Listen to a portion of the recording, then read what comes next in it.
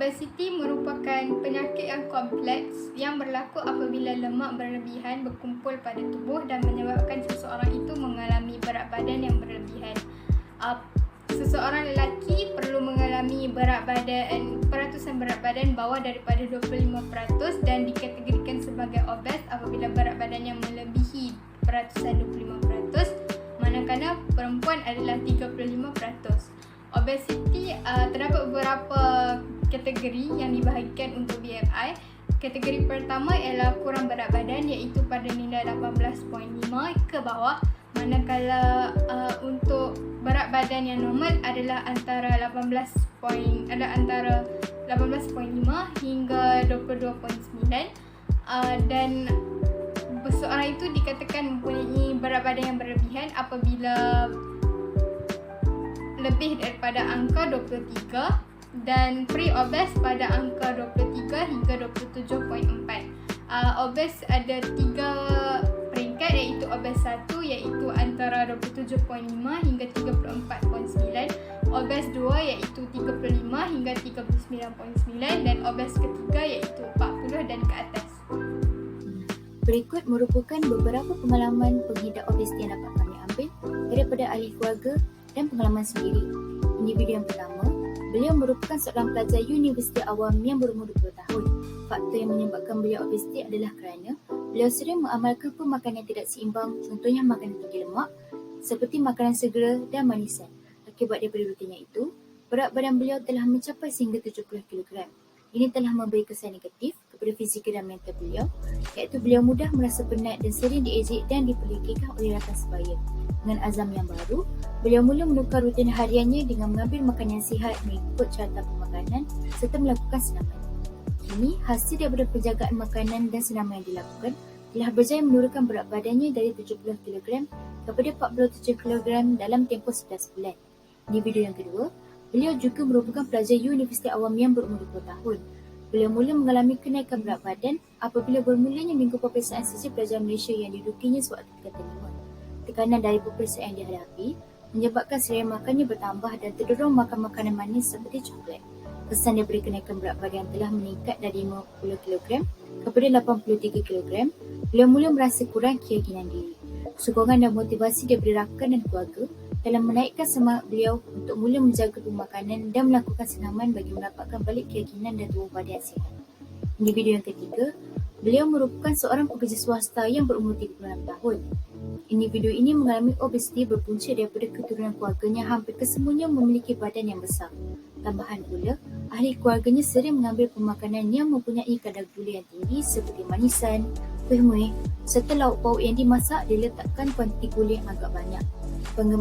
Pengambilan pemakanan sebegini mengakibatkan berat badan individu ini mencecah 160 kg dan mendapat penyakit gout.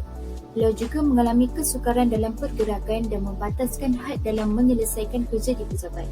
Situasi ini telah menyebabkan beliau sering menjadi buah mulut jiran dan rakan sekerja sehingga munculnya perasaan sedih dan kurang keyakinan dalam diri. Akibat daripada fenomena yang menimpa, beliau telah mencari dan mengambil beberapa alternatif yang boleh membantunya dalam menurunkan berat badan. Pengalaman yang keempat ialah pengalaman daripada seorang pelajar sekolah menengah yang berumur 13 tahun. Faktor masalah obesiti yang dialami ialah pola pemakanan yang tidak sihat dan teratur. Ia telah menyebabkan berat badan beliau mencecah 80 kg dan telah menyebabkan beliau sukar untuk melakukan aktiviti harian. Setelah menyedari masalah yang dialami, beliau mula mengamalkan pola pemakanan yang betul dan berjaya menurunkan berat badan kepada 70 kg. Seterusnya ialah individu yang kelima merupakan seorang pelajar universiti awam yang berumur 20 tahun. Masalah obesiti yang dialami bermula ketika beliau memasuki kolej matrikulasi dan tekanan untuk belajar di musim COVID-19 menyebabkan makanan beliau tidak terkawal. Hal ini menyebabkan berat badan beliau meningkat daripada 55 kg kepada 70 kg. Setelah sedar masalah obesiti yang dialami, beliau mula menurunkan pengambilan pemakanan yang berkalori tinggi. Kesannya beliau berjaya menurunkan berat badan daripada 70 kg kepada 60 kg. Individu yang terakhir adalah pelajar sekolah rendah yang berumur 11 tahun. Masalah ini terjadi apabila beliau mengamalkan pengambilan makanan dalam kuantiti yang banyak. Berat badan beliau juga melebihi paras normal dan menyebabkan beliau tidak selesa untuk melakukan aktiviti seperti kanak-kanak yang seusia dengannya. Seterusnya ialah faktor berlakunya obesiti. Faktor pemakanan merupakan salah satu punca berlakunya obesiti di Malaysia. Pengambilan gula dan karbohidrat yang tinggi dan tidak terkawal boleh menyebabkan obesiti di kalangan rakyat Malaysia. Selain itu, pelajar juga boleh menjadi obesiti kerana kantin di sekolah menjual makanan yang berminyak dan bergoreng seperti koleko dan juga nugget. Seterusnya, restoran menjual makanan yang berkalori tinggi dengan harga yang murah dan saiz hidangan yang banyak, dan hal ini boleh menarik tumpuan rakyat Malaysia untuk membeli tanpa melihat khasiat yang terdapat di dalam makanan tersebut. Seterusnya, gaya hidup tidak sihat yang diamalkan oleh rakyat Malaysia. Banyak pekerjaan yang dahulunya dilakukan secara fizikal telah digantikan dengan kerja-kerja pejabat ataupun mesin-mesin. Beban daripada pekerjaan tersebut menyebabkan mereka tidak memiliki masa dan lebih gemar untuk duduk di rumah daripada melakukan aktiviti riadah seperti bersenam. Faktor yang seterusnya ialah kurang bersenam. Kebanyakan rakyat Malaysia lebih suka untuk makan dengan banyak dan jarang bersenam. Jika perkara ini menjadi satu tabiat dan tidak dikawal, ianya boleh membawa kepada peningkatan berat badan dan menjadi obesiti. Masalah keturunan juga boleh menyebabkan faktor berlakunya obesiti di kalangan rakyat Malaysia. Hal ini kerana ibu bapa yang punya obesiti akan mempengaruhi anak mereka sebanyak 80%, manakala ibu bapa dengan berat biasa akan mempengaruhi anak mereka sebanyak 10%. Akhir sekali, tekanan dan juga faktor kesihatan yang dialami oleh rakyat Malaysia juga boleh menyebabkan berlakunya obesiti.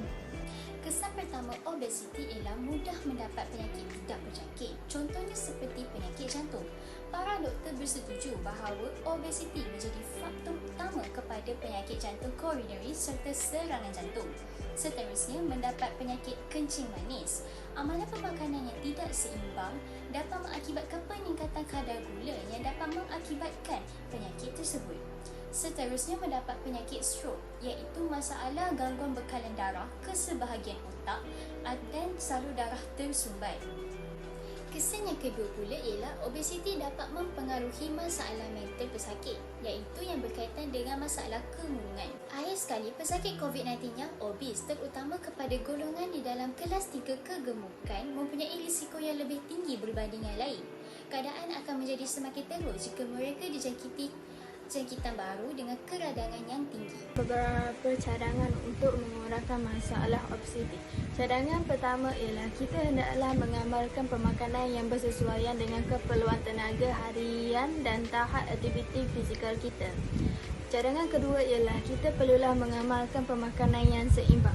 Cadangan ketiga ialah kita perlu mengubah corak pengambilan dan penyediaan makanan kita setiap hari.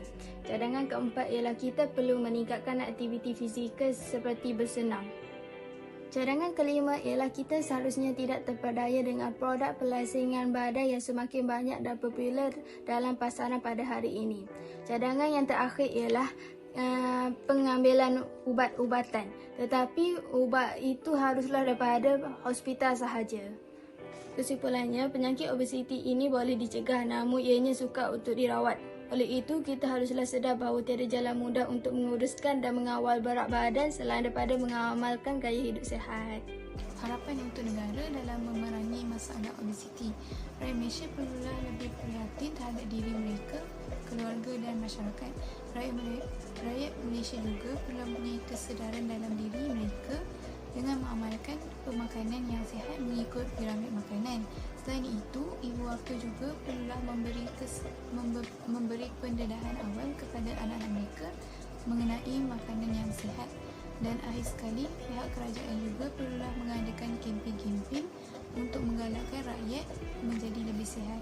Ini adalah jelas bahawa masalah obesiti merupakan masalah yang tidak boleh diambil ringan. Semua rakyat dan semua lapisan masyarakat perlulah berusaha dalam mengurangkan masalah obesiti di Malaysia. Dan seseorang ini boleh merana apabila masalah obesiti ini mengganggu kehidupannya kerana obesiti mengundang kepada pelbagai penyakit. Dan masalah obesiti ini boleh dikurangkan berdasarkan dengan cara yang telah dibincangkan sebelum ini. Oleh itu, untuk melahirkan negara yang makmur, semua rakyat perlulah sentiasa berada dalam keadaan yang sihat Oleh itu, masalah obesiti perlulah cuba dikurangkan walaupun sedikit.